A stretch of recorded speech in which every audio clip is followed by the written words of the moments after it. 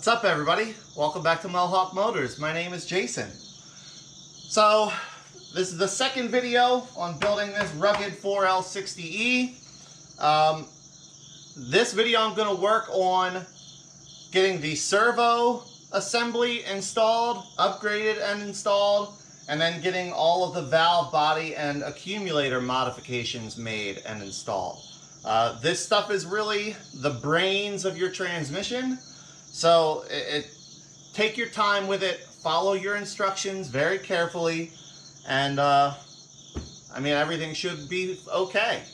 The rebuild kit I bought came with an upgraded Corvette servo, so that's what I'm going to be installing. And I'm just going to follow the instructions in the shift kit as far as getting the servo assembly put back together, modifications made, and into the transmission. Now, depending on what you're doing, your instructions may be different. You may have more or less parts, so just read through them and follow the instructions as best you can.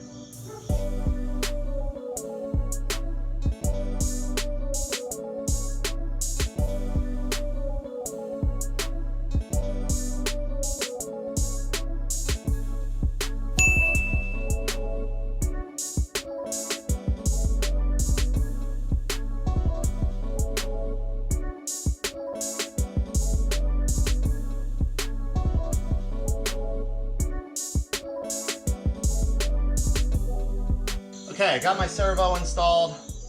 My shift kit came with a couple extra springs and gave instructions to cut some notches in the cover, in the spring cover, to let fluid drain back out faster. Relatively straightforward. Like I said, it'll depend on what kit you get for what the instructions tell you to do. Alright, so I need to get my pump ready to go. So I've got my new 13 vein pump assembly to get assembled and installed. I've got my shift kit here, which includes some line pressure boosting parts for the pump. So I'm going to get all this stuff put together, as well as, you know, there's a screen in here to be replaced and a few other odds and ends. So I'm going to get this stuff done while I'm waiting for other stuff. So I'm not going to give you every step and every part of this, because it's going to be different depending on which kit you buy and what your goal is. But for mine, I'm just going to follow the instructions.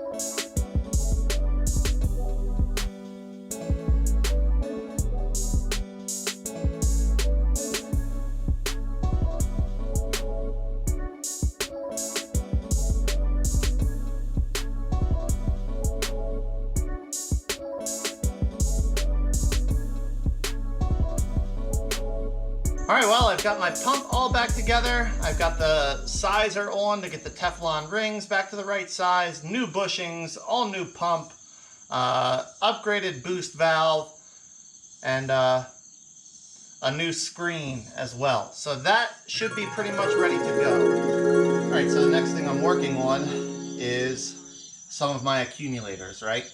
So this is the second gear accumulator. Now, stock, it had, you know, 2 springs and a plastic piston in it. And frankly, for any type of transmission that I'm doing like performance work on, and I want things to happen faster and more crisply, I really don't trust the plastic pistons. Plus they seem to wear around the center shaft more. But in my situation here, I don't really want the second gear accumulator, especially because I can tune with the computer if I need to soften the shifts a little bit. I can make them take longer.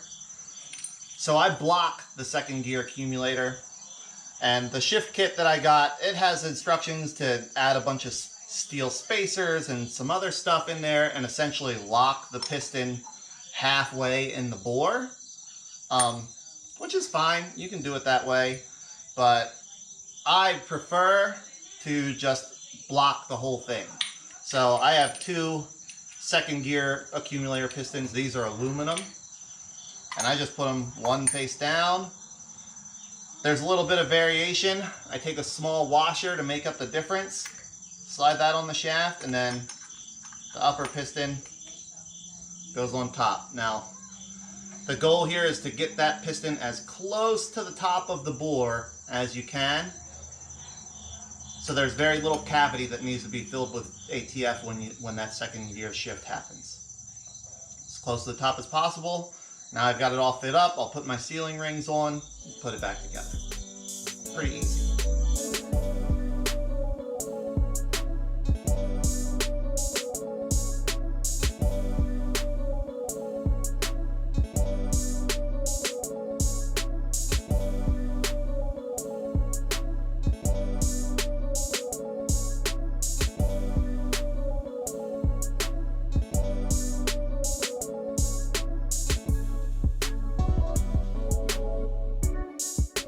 Went through, I picked the best separator plate from the 2 transmissions. Now, if you're going to do this, make sure you compare and make sure that they are exactly the same. There are a few different versions of the separator plate. The easiest way I know to do it is lay them over top of each other, look through all the holes. If you see metal, then you know that there's a hole missing where you need one. And then flip it over to the other side and do the same thing. Now, I just followed the instructions in the shift kit and went through and drilled out and adjusted hole sizes where it dictated. I'm sticking what the shift kit says. It is possible to make these holes too large. So, in that circumstance, I follow the instructions exactly. Now, in a circumstance that I don't follow the instructions exactly, my shift kit comes with a new spring for the 4th gear accumulator, and that's all that they want you to do is just put this new heavier spring in. Well, I'm going to go a step further. So what I'm going to do is I'm using the pistons from both transmissions, right? Because I have a spare piston out of the transmission that I used for parts, and this is just an aluminum 4th gear accumulator piston, nothing special, still has the O-ring on it. I'm putting it into the bore, crown down, all the way to the bottom. Then I'm going to take the yellow spring that came with the shift kit. I have 2 small washers that fit over the center shaft.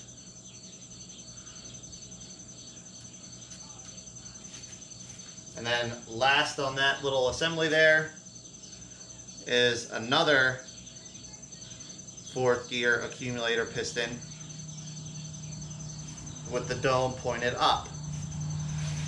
Now these pistons have 3 little tangs on them. When you assemble this, make sure that you offset the tangs from each other.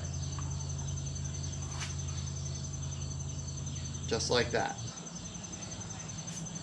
So now what I've done here is I haven't eliminated the 4th gear accumulator, but now my piston only has about between 1/8 and 1/4 inch of travel, maybe 3/16 of travel, and it's very stiff travel because of that spring, that heavier spring that came with the shift kit. So what that'll do is it'll make my shift into 4th gear much shorter. You should not make it abrupt. You control how harsh your shifts are based on the size of your holes in your plate, but you control how long your shifts take with your accumulators. And I'm trying to make my shifts as short time-wise as possible and add just a little bit of firmness with the separator plate. So that's the 4th gear accumulator. I'm going to keep going on this, and I'll bring you back on the next change I make.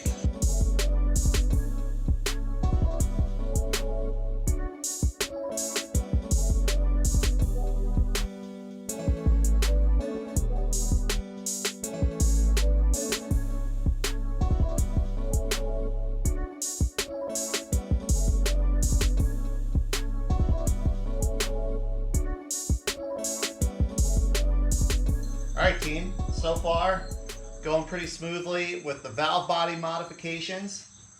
Again, just following the instructions in the shift kit. Every shift kit is going to be a little bit different depending on what you get. So just follow the instructions, you'll be okay. It wouldn't benefit you for me to tell you all the things I'm doing, right? But I did reach a point that I'm making another change. I'm deviating from the instructions here, but not really substantially. In the valve body, on the end here is the forward accumulator. And stock, the forward accumulator has a plastic piston in it.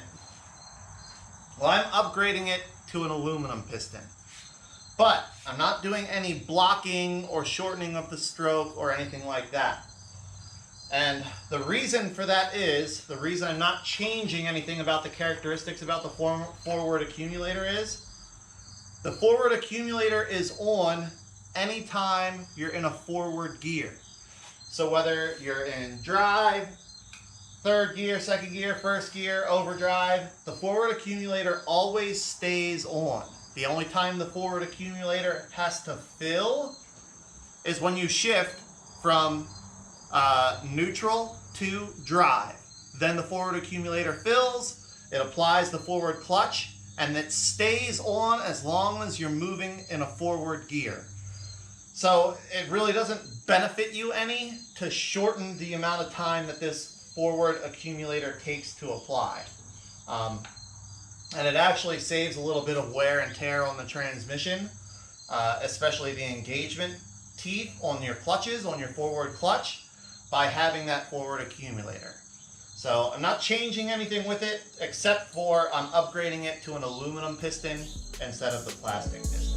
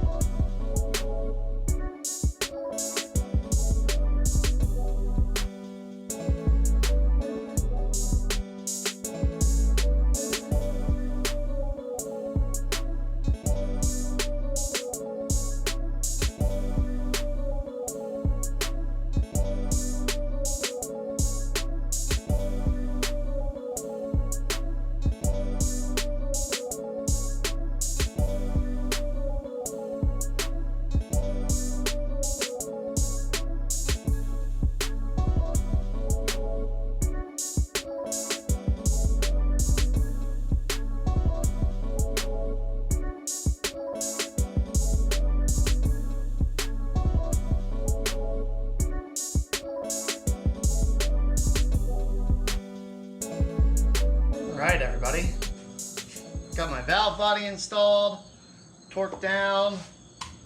What else here? It's a big thing, you know. I did all my valve body modifications. You may have noticed I was using two different instruction sheets. Now the reason for that is I actually bought two different styles of shift kits. I bought a Transgo HD shift kit, and I also bought a it's still a Transgo product, but it's a shift correction kit.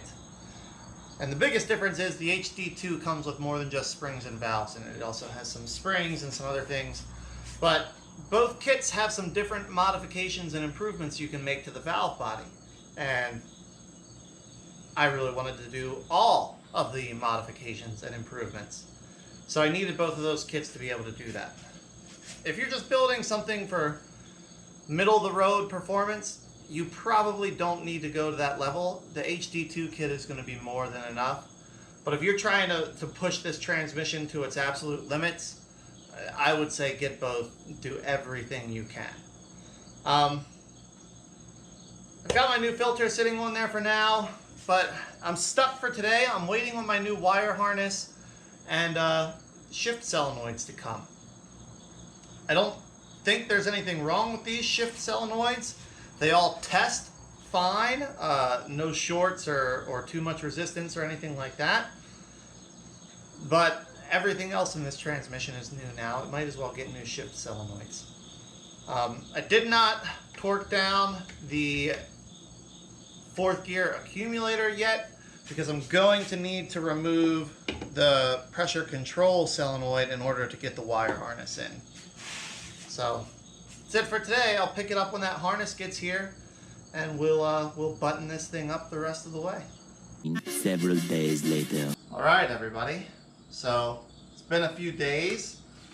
Finally, my new transmission harness and all my new solenoids have come in. Now, maybe I just had some bad luck here, but I tried to order a harness and solenoid kit from 2 different sellers on Amazon and then from another seller on eBay. And all 3 of them sent me used parts. They sent me, the ones from Amazon, they just came in a plastic bag with ATF all over them. Some of the locking ears were broken off of the connector that goes through the case. Some of the locking ears were broken off of the connectors that go to the solenoids. The one from eBay, same story. So I wound up buying mine from a place called, I think it was called Transmission Parts Warehouse online. And finally, I actually have new parts. I don't know if there was anything wrong with any of these solenoids and that were in it, but everything else in this transmission is new. It's getting a brand new torque converter. I ordered that this morning. I'll tell you more about it when it gets here.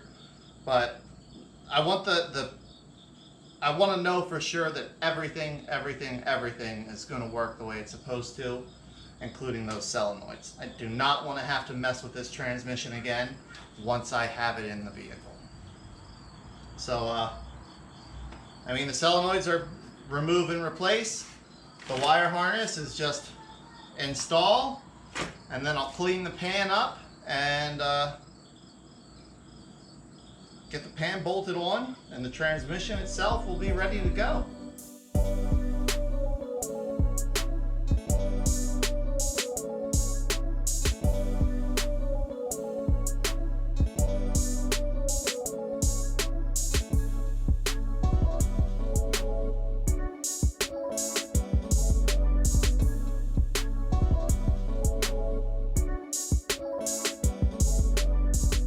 Alright guys, all my new solenoids are installed, new wire harness installed, everything torqued down, ready to go. New filter is on, new pan gasket is waiting here. I'm just waiting for my pan to finish drying. While I'm waiting, I did not soak the clutches before I installed them. It makes a big mess. I prefer not to do it when I control the first startup of the engine transmission combination, right? I'm going to be able to start this thing up and let it idle in park or neutral for as long as I want.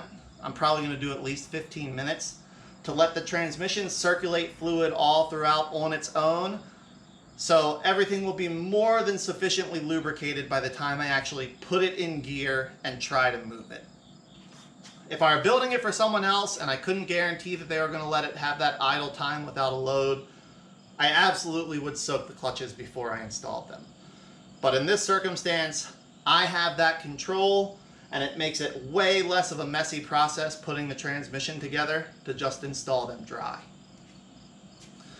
The other thing, the 4L60E just has a terrible reputation as a weak, made of glass, can't handle any kind of power transmission. I disagree. In my opinion, a properly built 4L60E will have hard part failure before it will have system failure.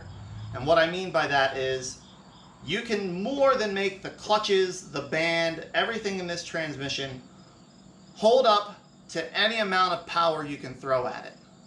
The weak link that you'll find is the sun gear shell will shatter. Even the beast shell has a limitation. Your input shaft, your output shaft, they're just physically too small to handle large amounts of power. And by large, I'm talking like 800, 900 horsepower. And again, that's all determined also on the amount of traction you can get and the weight of the vehicle and et cetera, et cetera. But in my application, I'm expecting 500 horsepower at the crank, maybe. And it's a relatively heavy vehicle with tall gearing. So I don't expect to have any problems with this on the stock shafts, the stock parts that I'm using, because I'm just not making a ton of power yet, guys. The biggest failure point that I've seen in the 4L60E, what I believe is the ultimate cause of most 4L60E failures, is lack of maintenance. People don't do the maintenance. To my knowledge, as long as GM was putting the 4L60E into brand new vehicles, they had a 30,000 mile recommended service interval, which means a full transmission service. Drain all the fluid, drop the pan, replace the filter, reinstall the pan with a new gasket, refill the transmission with new fluid. You know, in the years that I worked at dealerships and private garages and private shops and even working for myself, nobody does transmission maintenance like they should. I can't think of anybody I know that does transmission maintenance like they should. So once the transmission reaches that critical mode of so dirty, the filter is too restrictive to allow the pump to supply enough fluid to properly supply all the moving parts in the transmission, you get failure. It's just a matter of time, right? The perfect example in this, in fourth gear, which is typically the first gear to go in a higher mileage transmission, the 2/4 band is applied, the forward clutch is applied, and the 3/4 clutch is applied as well. Now, those are three of your largest fluid demands in the entire transmission. They are three substantially sized pistons that need to be filled with fluid and have consistent fluid pressure applied to them to keep fourth gear engaged. If they don't get sufficient pressure, they start to slip. Slippage causes heat. Heat causes damage. It's a snowball effect from there. So you absolutely have got to keep your transmission serviced, especially the 4L60E. I plan to do a 1,000-mile break-in and then drop the pan, check it, make sure I don't see anything I shouldn't see in it, new filter, new fluid, and then step it up to a 15,000-mile service interval. Because I'm going to be asking a lot of this transmission, but I know it can handle it when properly maintained.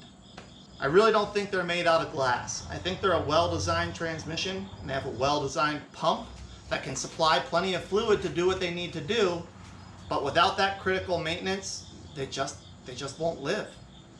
And honestly, I think it's pretty darn impressive seeing as many 120, 150, 190,000 mile 4L60Es that still have the original filter and original fluid in them. Like, man, if anything, that's a testament to how freaking strong these transmissions really are. So, just my 2 cents. Let's get this thing wrapped up.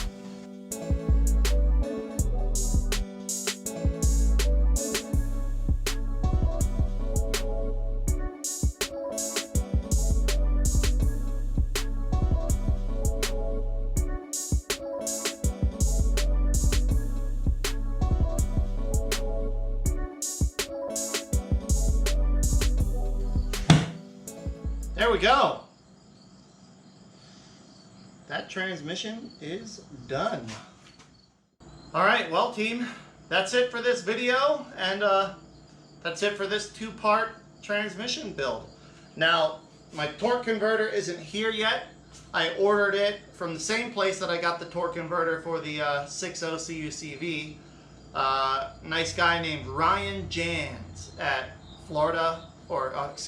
Tampa Performance Specialties. Talked to him, gave him the specs on the vehicle, on the build, the engine, everything else, and he's going to get a billet triple disc 3600 stall converter put together and shipped up to me as quickly as he can. So that'll be the last piece we need, and then we can pull the old engine and transmission out of the ass blazer and get this new engine and transmission combo plopped down in there. I'm really looking forward to it. I'm excited about it. I hope you guys are learning something from this. I hope this helps you if you're working on a 4L60E. You want to make it live with some power coming through it. And maybe you found it a little entertaining also. So thanks again for watching. I hope you enjoyed. And until the next video, everybody, take care.